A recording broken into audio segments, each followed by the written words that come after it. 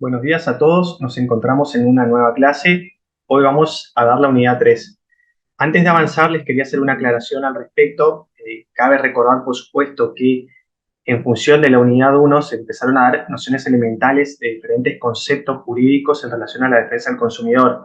Lo que estamos haciendo en las sucesivas unidades es profundizar la materia. Entonces, aquellas cuestiones que pasemos por alto o no lo tratemos debidamente porque ya fueron abordados en la unidad pertinente número 1. Todo esto con el ánimo de no redundar y de poder ir avanzando progresivamente. Entonces, hoy vamos a retomar algunos temas que ya fueron abordados inicialmente en la unidad 1 y vamos a ir avanzando puntualmente en profundizaciones en relación a eso. Bueno, ahora voy a compartir la pantalla para que podamos ver la filmina. Bien, ahí comenzamos entonces la clase.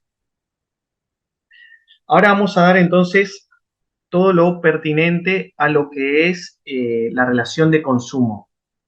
Tal como pueden ver ahí en la filmina, para explorar y conocer el origen de un vínculo de este tipo, de naturaleza, de la relación de consumo, hay que considerar la fuente principal del derecho privado, que es el Código Civil y Comercial actual. Tenemos que mirar un par de conceptos que están regulados allí antes de poder entender mejor lo que es la relación de consumo, o por lo menos de una perspectiva de la profundización. Así, el artículo 257 del Código Civil define lo que es hecho jurídico como un acontecimiento que, conforme el ordenamiento jurídico, produce el nacimiento, modificación o extinción de las relaciones o situaciones jurídicas. El artículo 258 del Código habla de la acción voluntaria no prohibida por la ley de la que resulta alguna adquisición, modificación o extinción de relaciones o situaciones jurídicas. Este artículo se refiere al acto lícito. Por su parte, el 259 de este cuerpo normativo habla de lo que es el acto jurídico.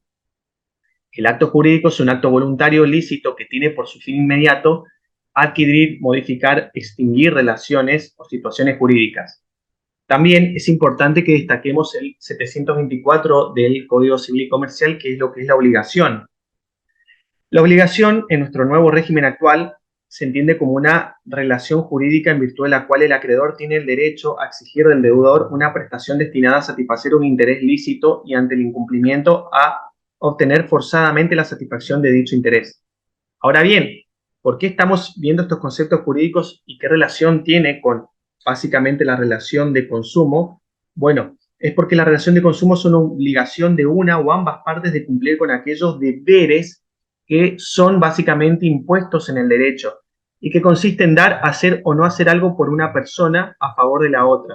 Y si bien una fuente es el contrato, en muchas ocasiones este vínculo puede surgir de los comportamientos observados por las partes, de los que pueden resultar perjuicios o detrimento de los derechos del consumidor. Todo ello sin necesidad de un contrato preexistente. La regulación de la relación de consumo implica abandonar la tesis contractualista que existía en la Ley de Defensa del Consumidor original.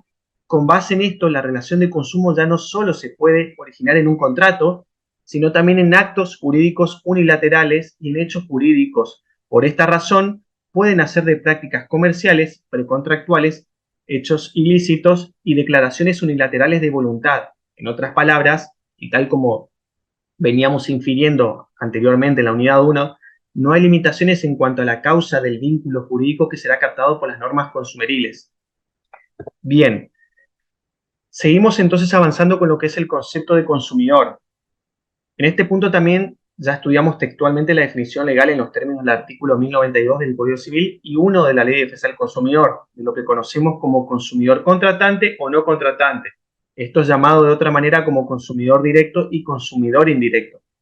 Sin ánimos de reiterar las ideas explicadas, si nos remitimos al texto de la norma, el consumidor directo o contratante es caracterizado como el que ha contratado con un proveedor la provisión de bienes o servicios para su consumo final, o es su grupo familiar o social. Se tuvo dicho también que la figura del consumidor nace vinculada al contrato, que es el caso más usual, pero no necesariamente siempre, tal como veníamos hablando anteriormente. Entonces, como se está ejemplificando en el manual del alumno, que está en su poder observarlo, sería el típico supuesto de alguien que en un día de calor se detiene a comprar una bebida en un comercio para saciar su sed. Por otro lado, según lo que sostiene la doctrina mayoritaria, el concepto de consumidor o usuario final, fáctico o indirecto, incluye aquel que emplea o utiliza de bienes o servicios de manera simple, sin ser parte directa de un contrato de consumo en sentido estricto. Haría referencia, por ejemplo, a los miembros del grupo familiar o social del consumidor denominado directo, los cuales, no obstante, no haber contratado, han consumido o utilizado el bien o servicio como destinatarios finales. También sería el caso de aquella persona que ha sido invitada a comer por un amigo a un restaurante, encargándose este último del pago de la cuenta de la mesa, aquel sujeto consume pero no contrata.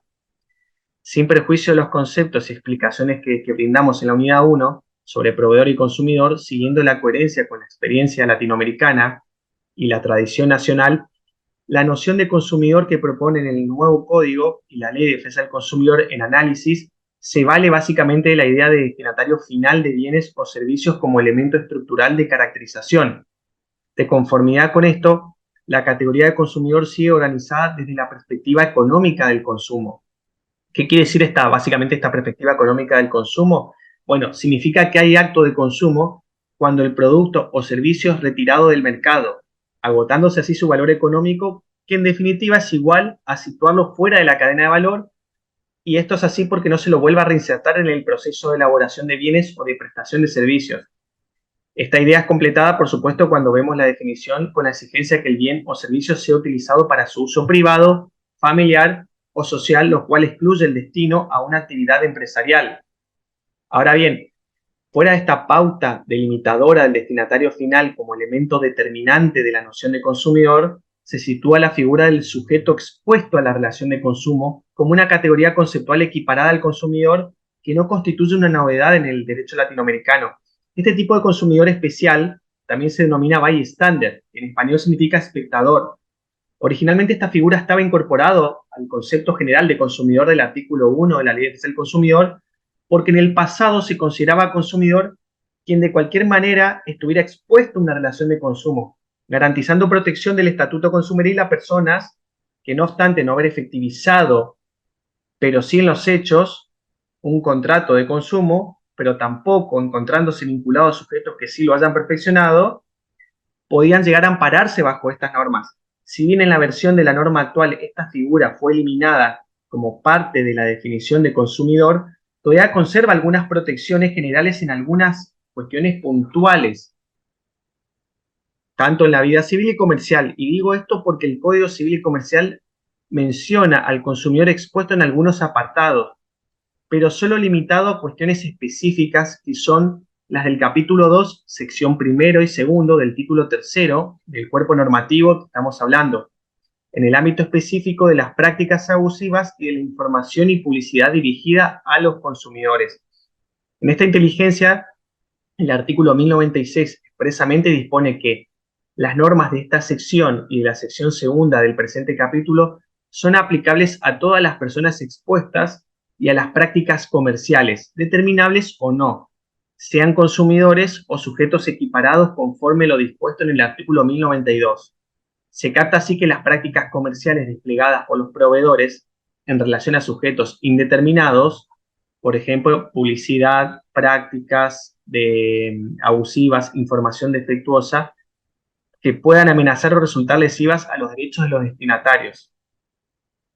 Por otro lado, como adelantamos en la unidad 1, reiteramos que las normas de defensa del consumidor tienen su fundamento en la debilidad jurídica de una de las partes, y esa misma debilidad general de un grupo de personas, llamadas consumidores, puede verse incrementada ante circunstancias particulares que de modo temporal o permanente aquejan intrínsecamente al individuo. Por ejemplo, enfermos, niños, ancianos, pueden ser personas discapacitadas o analfabetas, a resultas de lo cual concurren en una misma persona y en idéntico contexto diferentes expresiones de debilidad que demandan estándares especiales de tutela. Esta categoría de consumidores especialmente vulnerables son las que ya denominamos como subconsumidores en la unidad 1. Quiero decir con esto que el consumidor, en líneas generales, posee una relación de debilidad frente al proveedor, pero el subconsumidor posee niveles de desigualdad mayores que el promedio de los consumidores. Existen voces que han planteado una situación de vulnerabilidad especial en los casos de comercio electrónico, ya que allí, por ejemplo, el consumidor afronta un complejo proceso de contratación, lo que incluye su modalidad, con productos intangibles respecto de los cuales muchas veces no puede comprobar sus beneficios, aunque también se ha dicho que aquello se producirá en la medida en que la contratación electrónica involucra a sujetos que ya son vulnerables por sí, como niños, ancianos o personas con capacidades diferenciadas, como venimos reseñando anteriormente, en el sentido que son personas que pueden presentar dificultades frente a la tecnología más allá del promedio de los consumidores. En la práctica, los proveedores que se relacionan con este tipo de consumidores tienen que cumplir con un estándar de conducta más alto, inclusive que el exigible a cualquier proveedor ordinario, teniendo presente esta particularidad o esta particular asimetría que se da en este tipo de relaciones de consumo. Cualquier paso en falso podría ser considerado como una violación a la obligación de trato digno y equitativo que está previsto en el artículo 8 bis de la Ley de Defensa del Consumidor. En el vértice opuesto de los subconsumidores se encuentran los consumidores calificados. Muchos se preguntarán si el consumidor merece tutela cuando por sus condiciones personales tiene conocimientos superiores a los que podría tener un consumidor medio sobre el bien o servicio adquirido. Básicamente se trata del sentido contrario al subconsumidor. La doctrina concluyó que la protección se debe dar aún en estos casos, pues la debilidad de estos sujetos no depende tanto de su ignorancia, sino más bien de su situación de vulnerabilidad en el mercado ante la exigencia de una posición dominante del proveedor en la relación jurídica que los une.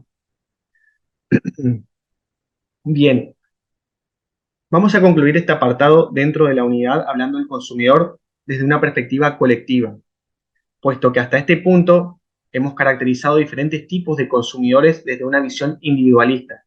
Cuando hablamos del consumidor colectivo, nos debemos hacer referencia al aspecto procesal, es decir, al proceso colectivo de los consumidores, y si bien esta cuestión va a ser tratada de mejor manera en la unidad 7, vamos a hacer unos adelantos.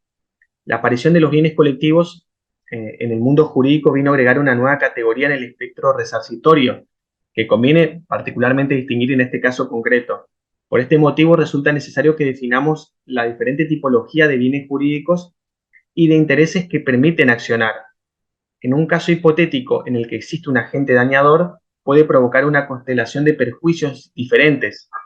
Si bien estos temas son propios del derecho procesal, vamos a repasar unas nociones generales. Por ejemplo, si un acto lesiona un patrimonio personal, la vida o la salud de un individuo en determinadas situaciones, existe una afectación o un derecho subjetivo individual que da lugar a un proceso bilateral. Pero si el acto afecta un bien colectivo, no hay un derecho subjetivo, ya que es indivisible y de uso común. La legitimación que se concede al afectado lo es en realidad al organismo público o a una organización no gubernamental que pueda actuar procesalmente para tal efecto. Ahora, si esa lesión afecta la vida o la salud de 100.000 habitantes de una ciudad, por ejemplo, estamos en presencia de la lesión de bienes individuales sobre los cuales se poseen derechos subjetivos. El problema es igual al primer caso y se diferencia claramente del segundo, pero plantea un problema específico, que es la organización de la justicia para garantizar el acceso de 100.000 demandas y una resolución razonable. En líneas generales, básicamente voy a explicar estos últimos dos supuestos en la relación de consumo, que se puede denominar también intereses individuales homogéneos. Primero que nada hay que distinguir los bienes colectivos de los intereses individuales homogéneos. En los bienes colectivos la petición debe tener por objeto la tutela de un bien colectivo, lo que ocurre cuando éste pertenece a toda la comunidad, siendo, como dijimos, indivisible y no admitiendo exclusión alguna. Por esta razón, solo se concede una legitimación extraordinaria para reforzar esa protección, pero en ningún caso existe un derecho de apropiación individual sobre el bien, ya que no se hallan en juego derechos subjetivos. No se trata solamente de la existencia de pluralidad de sujetos, sino de un bien que, como el ambiente, es de naturaleza colectiva. Por otro lado, respecto a los intereses individuales homogéneos, no hay un bien colectivo, ya que se afectan derechos individuales enteramente divisibles. Pero hay un hecho único y continuado que provoca la lesión a todos los consumidores y por lo tanto es identificable en una causa fáctica homogénea o común. Quiero decir con esto que hay una homogeneidad fáctica y normativa que lleva al legislador a considerar razonable la realización de un solo juicio con efectos expansivos de la cosa juzgada que se dicte en ese proceso, salvo en lo que hace la prueba del daño. En Argentina, si bien no existe norma que regule específicamente este tipo de procesos, Hay dos normas que contemplan de modo específico este tipo de acciones de clase, pero solo vamos a hablar de una de ellas, que es la que nos interesa en la materia, y está establecido en el artículo 54, párrafo segundo de la ley 24.240. Establece que la sentencia que haga lugar a la pretensión hará cosa juzgada para el demandado y para todos los consumidores usuarios que se encuentren en similares condiciones, excepto de aquellos que manifiesten su voluntad en contrario previo a la sentencia en los términos y condiciones que el magistrado disponga. Respecto de quienes están legitimados para actuar en estos procesos especiales, la Ley Nacional 24240 plantea una nítida evolución, consagrando básicamente lo que es la legitimación colectiva para obrar en representación del interés supraindividual de los consumidores, según los artículos 52 y 55. Esta legitimación comprende a las agrupaciones de consumidores reconocidas legalmente. Esto lo establece el artículo 56 de la Ley de Defensa del Consumidor. También se incorpora a la legitimación al Defensor del Pueblo, al Ministerio Público y las autoridades de aplicación pertinentes. También se legitima colectivamente al consumidor afectado para el inicio de acciones preventivas o sancionatorias. Si la cuestión tuviese contenido patrimonial, una sentencia jurídica establecerá las pautas para la reparación económica o el procedimiento para su determinación sobre la base de principios de reparación integral. Esto está establecido en el artículo 1740 respecto del principio de reparación integral. Si bien se trata de la restitución de sumas de dinero, se hará por los mismos medios que fueron percibidos. De no ser ello posible, mediante sistemas que permitan que los afectados puedan acceder a la reparación, y si no pudieran ser individualizados, el juez fijará la manera en que el resarcimiento sea instrumentado, en la forma que más beneficie al grupo afectado. Si se trata de daños diferenciados para cada consumidor usuario, de ser factible, se establecerán grupos o clases de cada uno de ellos y por vía incidental podrían estos estimar y demandar la indemnización particular que consideren que les corresponda. Bien, vamos a hacer una pausa y en el próximo video vamos a hablar de el empresario como consumidor, tal como vemos en la segunda parte de la filmina. Nos estamos viendo en el siguiente video. Hasta luego.